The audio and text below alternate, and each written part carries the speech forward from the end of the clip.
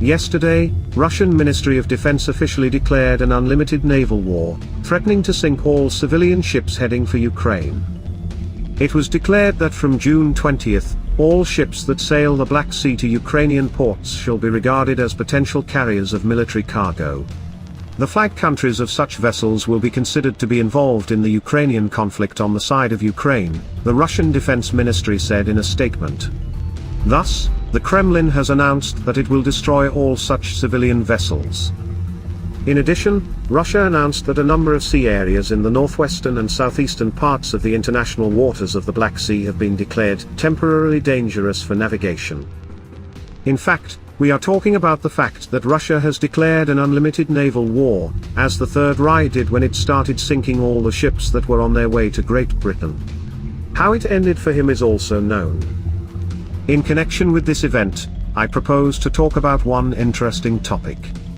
Are Russian landing ships carrying civilians a legitimate target for destruction by the Ukrainian side? I look forward to your opinion in the comments. After another damage to the Crimean Bridge as a result of the attack, Russia again faced a significant deterioration in logistics. And in this situation, Russia may well organize a crossing of the Kerch Strait with the help of large landing ships. Moreover, already on July 11th, due to huge traffic jams and queues at the Crimean Bridge, the Russian Navy's dock landing ships began to perform this role.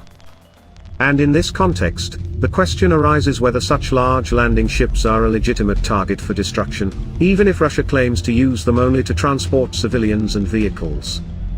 And although it is rather strange to talk about international law in the context of a war with Russia, it should be noted that an enemy warship is a legitimate military target in any case. All the enemy warships available in the Black Sea belong to the Russian Navy.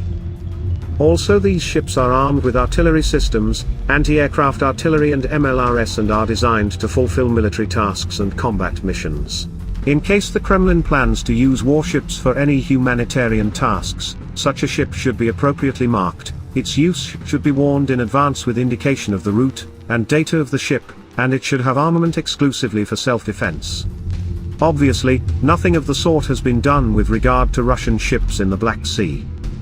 A hospital ship loses any immunity in the event of a breach. For example, the Soviet submarine S-13, commanded by Marinesko, sank the German transport Wilhelm Gustloff in 1945, which was carrying some 9,000 refugees. It was recognized as a legitimate military target, even though it was a 10-deck passenger cruise ship. That is, despite the fact that the transport was used to evacuate civilians, it performed operations in a war zone, transported not only civilians but also about 1,000 German servicemen, was a floating base for German submarines, and went under the protection of a warship. After all, if they really plan to evacuate civilians from temporarily occupied Crimea, they can use the hospital ship Yenisei for this purpose. Moreover, no one is preventing them from leaving the peninsula on foot. In all other cases, any large landing ship of Russia is an absolutely legitimate target for destruction. Do you agree with me?